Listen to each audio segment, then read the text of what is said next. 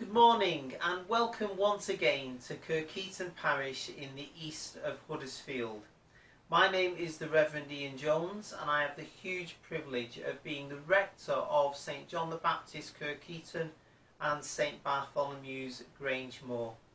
And welcome to this latest in our series of mini videos filmed by different members of the congregations of St John's Kirkheaton and St Bartholomew's Grangemore, in which they share something great that God is doing in their lives at the moment, or something that God has been teaching them either through the Bible or through experiences that they've had or through family and friends. And this morning we're going to hear from one of our sisters in Christ at St John the Baptist Kirkheaton, who also happens to be one of the church wardens there, Julie Booth. And we're going to watch an excerpt from a recent ladies' breakfast filmed on Zoom, in which Julie talked about something really exciting that God is doing in her life at the moment. And so I haven't filmed Julie for this. I'm just going to show you the footage from that ladies' Zoom breakfast in which Julie talks. And so I really hope that you're blessed this morning by what Julie had to share with her sisters in Christ that morning a few weeks ago, and thus what she has to share with us this morning. This video is a little bit longer than usual. I think Julie speaks for about 18 minutes, but it's really good stuff, really worth listening to, and so I commend it to you. Enjoy. A few people had asked me about my new job. So I said to Sandra, maybe the next ladies' breakfast I should tell you about my job. And that's what I thought I was talking about, but obviously God has other plans and he only finalised them this morning. So I do hope it's what people want to hear, because it's a bit nerve-wracking doing this, isn't it? But just to give you just the job thing, I think is like I felt a bit like God was saying, well, that's an old story now, we've moved on, I've got a new story, haven't I? But my job, briefly, I would just say that I started volunteering at Recovery College when I had my breakdown, because I learnt an awful lot through doing a course called a WRAP course, which stands for Wellness Recovery Action Plan. And got so much out of it, and as a result I am now actually working for Leeds Recovery College 2 days a week, and we deliver courses. And I know the name implies that it's recovery as in alcohol and drugs and things, but it's not. It's to do with mental health, and we do courses which are all on Zoom at the moment,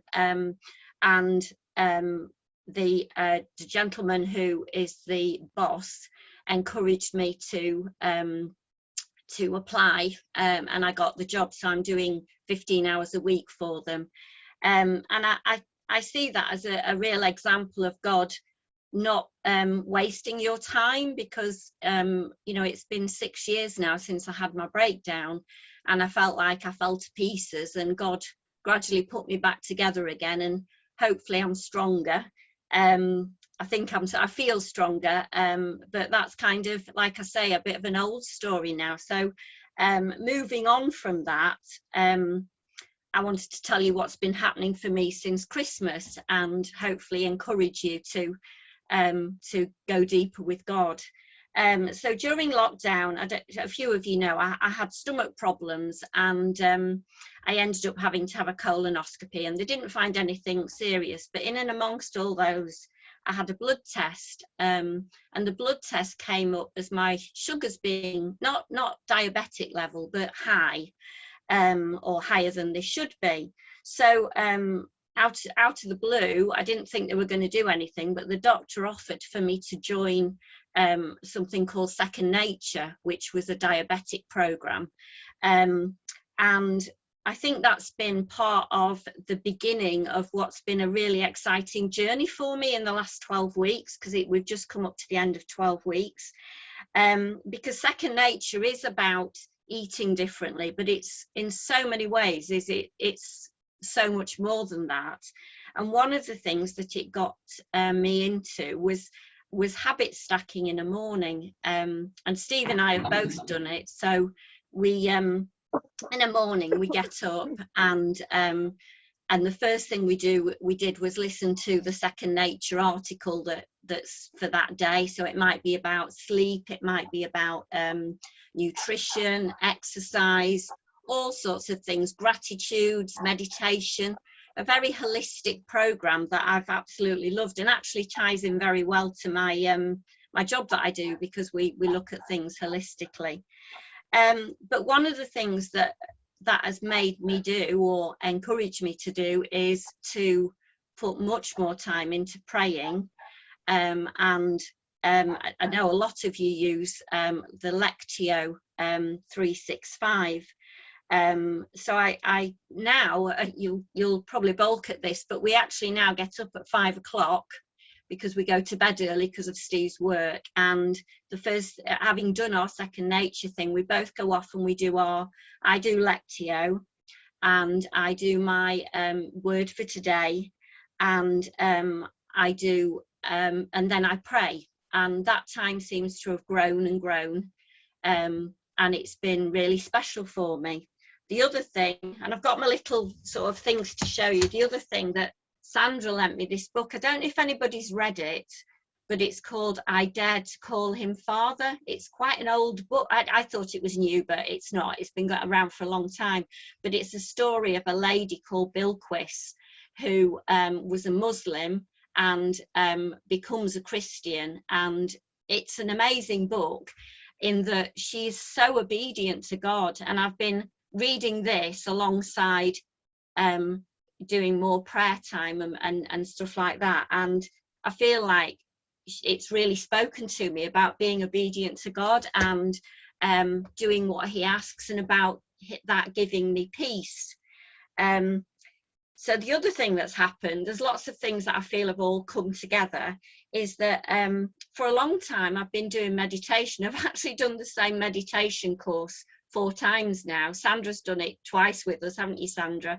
And the meditation isn't particularly Christian meditation, but you do different types of meditation, and I know that it gives me peace, and I've always tied it into my faith, but more recently I feel a bit like God's hijacked it in a good way, and so now when I meditate, whereas I used to, the idea is that you give everything, you know, any thoughts that come into your head, you let them go, and it's this idea of letting them go and getting you in the habit of not hanging on to it. I feel like now what I do is I do that, but when I let it go, I give it to God. So it's just it's become a God dimension for me, and I do 25 minutes meditation every morning, as well as all the other things I've been doing. And when I'm doing it, I felt recently that it's I've seen various sermons that have said about sitting in God's presence rather than coming to him with a shopping list. And a phrase that came up this week, because I've also been doing the Diocesan Rhythm for Life course. Somebody said about the phrase that they've been given about bask, don't ask. So basking in God's presence rather than sitting and asking for things. And I love that. It's just such a lovely phrase. So I just sit in God's presence. I do my meditations, but I sit in his presence. And sometimes if I'm feeling a bit sad or unhappy, I feel like I'm sitting on his knee, or I'm just looking into his eyes and just being in God's presence with no agenda, no sort of, I need you to look after this person, I need you to, but just being in his presence, and giving him, I see myself giving him my worries physically. And what I've also discovered recently, and this gets a bit scary, but I've done it, is that he actually then gives me things to do. And I've kind of, I've asked for it. So, I've said to him, whatever you want, God, I'm prepared to do it. And then I get a bit scared. But he gives me things to do. And examples of that have been putting cards and notes through people's doors. And last week I was delivering the letters for the people who don't have email, and I was putting palm crosses through, and I was praying that morning, and God told me people that, not people, random people, just people that I'd made contact with, to give them palm crosses. And one of the things that I did as I was walking past, I know that some of you knew Joan Webster, and I knew that her 3 children who I met at her funeral were clearing out her house that day. And as I was walking past, the human part of me was going, no, I don't want to knock on the door. And the God side of me was saying, go and knock on the door. And I gave them all a palm cross, which that's not me, in the past, but I feel like God is really making me do things in a good way that has given me a lot of peace. So as I said, I now do my Lectio 365, and I write in my journal. I do the word for the day. I then pray and do my meditation, and sometimes it takes over my morning if I haven't got. God always honors things that I need to do, but if I've got the time, God kind of takes over that time, and it's really exciting. I found it so uplifting. I've been a Christian now for, well, as long as I've been in Kirkeaton, plus a bit more, 30 odd years. And I feel like it's the next part of my journey with God.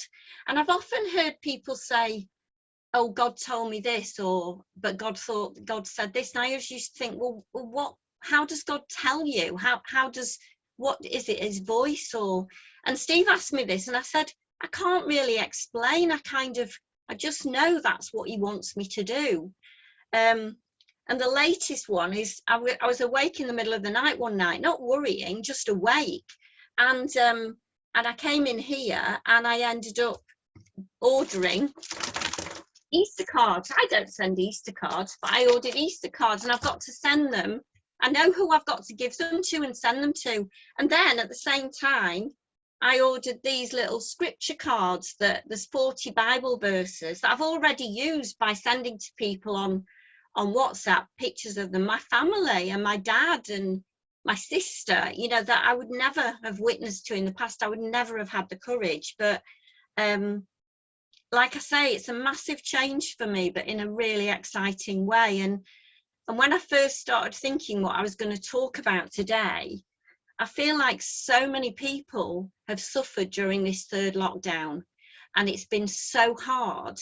And I'm not saying that I haven't had things going on. I had an awful situation with my dad and my sister having a big fallout last week that I really have been praying about. But I feel like things as they come along now, I'm much better at giving them to God rather than holding on to them and worrying about them, because that's what Julie Booth does. She just worries. If Sarah's not right or Emma's not right, I just worry about them.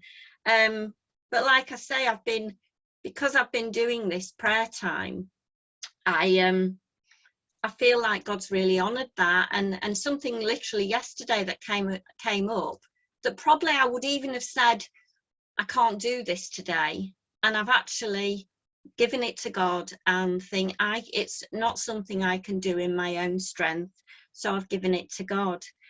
The other thing that I've got on my phone now, and it's a growing thing, is little prayers that speak to me.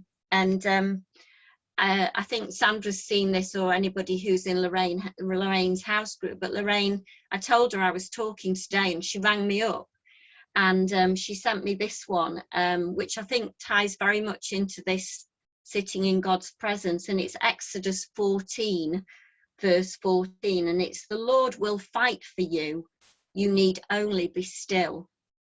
It is only when we are still that we feel the breath of God upon us.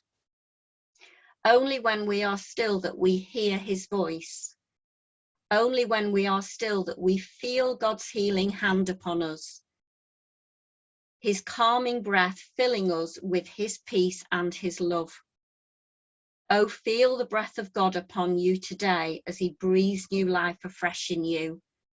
God bless you and keep you safe, which I think is Lorraine's bit on the end for me when I was saying that I was doing this. But it's just really speaks to me in that, you know, I've spent my life trying to fix things, and actually now I've stopped, I'm seeing things happen that are in God's strength. They're not my strength. It's not things I do.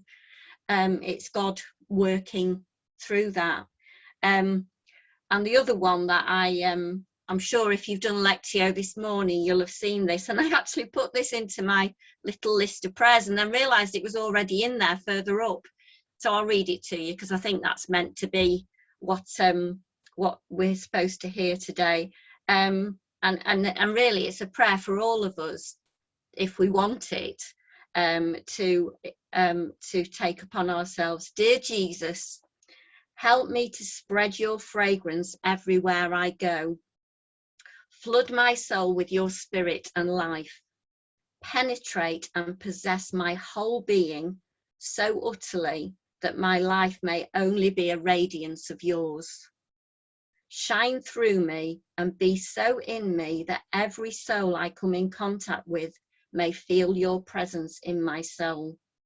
Let them look up and see no longer me, but only Jesus.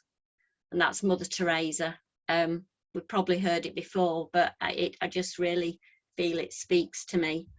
And the last one that I wanted to read you was this morning, because it was, just a minute. The thing I seek most. The thing I seek most is to live in the house of the Lord all the days of my life, delighting in the Lord's perfections and meditating in his temple. And that's Psalm 27 verse 4. And I think, you know, I have been a Christian a long time and I have been a prayer, but I just feel like for me this is the next stage. And although it's scary in some ways, it's really exciting, and it's been God using something like my high blood sugar to bring me closer to him. And I always think God never wastes a minute of your time, does he? He's just always kind of there wanting to take you a step further, and this is my step further. So it's nothing I've done, it's God working through me, just because I've sat in his presence more. And what was really exciting this week is on the Rhythm of Life that I did. I've done 5 weeks now of this Lent course. There were so many people on that course saying that they'd drawn close to God because of lockdown. And sadly, it's because there's nothing else to do, is that, you know, that we haven't got things to do. So Christians, you know, there's probably 30 people on that course all saying they've drawn closer to God. And I thought, so if that applies to Christians throughout our country and throughout our world, isn't that a good thing? Isn't God working on his army during lockdown and really, you know, preparing us for the future? And that is exciting, isn't it? So I think that's all I have to say to you. I've probably missed things, but that's what I felt God wanted me to say to you today. But then I said to Sandra, have you got any songs? And Sandra, being Sandra, just came up with 2 songs, and I listened to them both and I knew exactly which one to play for you. And I thought we could kind of use this song as a prayer. It's quite long, it's about 6.5 minutes long, but I was listening to it this morning and it's called Into the Deep. And I was sobbing, absolutely sobbing, not in a bad way, but just sobbing that this is exactly what I want for myself. but also for everybody else who, you know, all my sisters that I'm looking at now.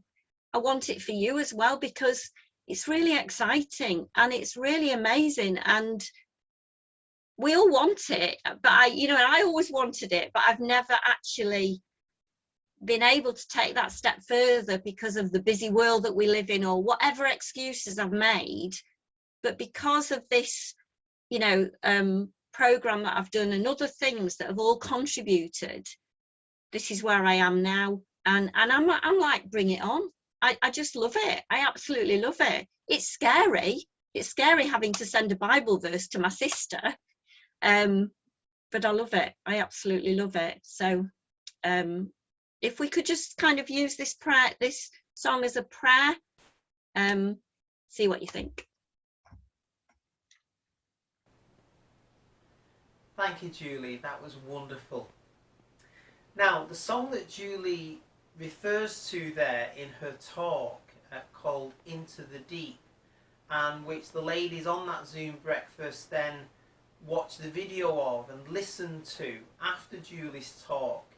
Unfortunately, I can't show that now as part of this mini video and upload it to YouTube, because that would breach copyright. But you can find it on the internet at the internet address that is printed now at the bottom of this screen. So why don't you go to your computer, type in the internet address at the bottom of the screen into your search engine, and that will bring up this beautiful song, Into the Deep. I hope that as you watch that video and listen to it, it is a great blessing to you. And thank you, Julie, once again for all that you shared with the women of the church in that ladies' breakfast that morning, and by extension what you've shared with us this morning. Thank you so much. Have a lovely fortnight ahead, and I'll see you all hopefully with a new mini video in a couple of weeks' time. Bye bye.